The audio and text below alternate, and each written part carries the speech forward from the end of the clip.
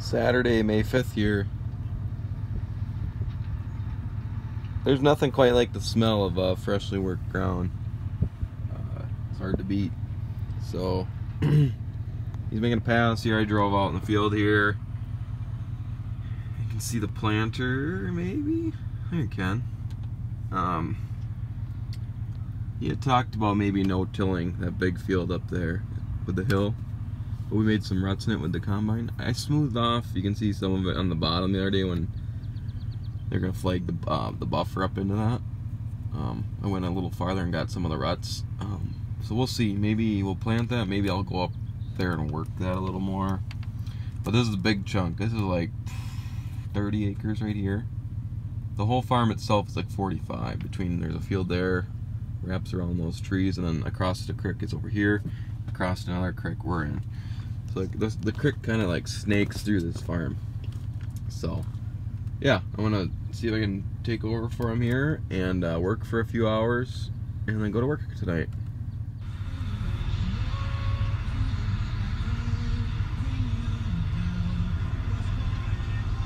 Well, so I'm actually up on this hilltop field. It flattens out on top. There's one hill at the end here, but you can see there's more trash. It looks lighter.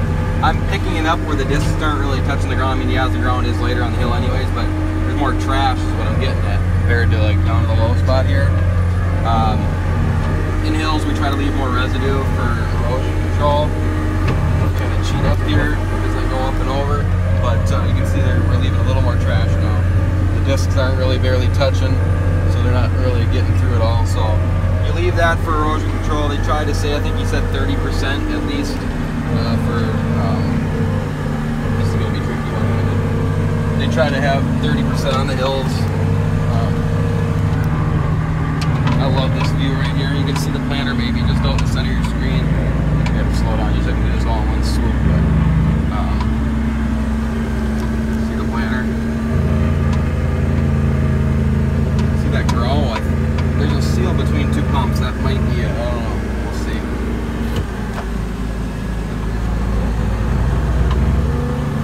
But anyways, just kind of leave it a little bit. Sorry guys for waving you all over the place. Let me zoom back out here. I try to do too many things at once. So that's just our way of taking care of the hills and the fields. So I got one spring where the bolt of the spring that goes through one of the first shanks popped on me. So it's a special bolt. We'll have to get that on Monday. It's still doing a good job. It just kind of dangles when it doesn't have a bolt in there, obviously, because there's no tension on the spring. But oh well, it's working great. The air conditioner's not. I'm sweating. But that is the old timers. You know, they had it way worse with the open cabs getting dusted out. But anybody that's ever sat in these without air conditioning, I know this is like first world problems. I'm selling them white, but it's like a magnifying box. The heat is just intensified. But oh well, we'll figure it out here maybe this evening or tomorrow on Monday morning. I'm gonna go to work today, so I'm just trying to work as much as I can to stay ahead of him. 25-acre farm of well, it was virgin bean stubble. We didn't work it last fall. Worked up very nicely. That's what this mulch finisher is. That's what they're designed for. But this third one was kind of jumping around on me. The bolt's still in there. I just might need to tighten it up. Pulled the spring out of this joker right here. No, this one right here. So you can see the spring just sits in that little cap, and then there's a little thing that it sits in there too. It was riding, but obviously if it were to swing down far enough like this, like I just kicked it, you know, we lose the spring too. So we already have to buy the bolt. We don't want to have to buy the spring too. I don't even know if they make these springs anymore, if it's a different style too, because they don't make these front shanks anymore. So yeah, so I just pulled this off. I'll put it up in the cabin, and this will just dangle. It'll, you know, as I get running, it'll drag back, and it won't dig into the ground at all, which is just fine, because I'm going over to some ripped ground, and it'll work up just fine. I'm only going to work like another 20 acres, probably, and then I'm going to come back over, and I'm going to try to work on the air conditioner. We pulled out one of the drain hoses is right, I know you can't see it, maybe it's right there. We pulled it out. There's a plug like right up under the cab. And I tried blowing on it and sticking wire up there, but it makes a funny turn right when it goes up under the cab, and I just, different gauges of wire, I couldn't make it go up in there. So, not flying the American flag today. I probably should, but there's a couple power lines and everything in the yard that I gotta go through. And, but anyways, we'll go try to fix the air conditioner after I work one more piece. Then maybe I'll get some planner videos. Looks like he's using his markers. I don't know if it's because the GPS isn't working or if he's still getting a hold of the GreenStar. It's his first time using GreenStar, so it's a good safety net to use the markers. Hammering down here, it's about a 13 or 15 acre field. He just pulled back in. I don't think he finished. That would have been too quick to finish. I think he's just doing a quick refill, liquid, and then get back out there and finish it. And by that time, I should have this piece worked up.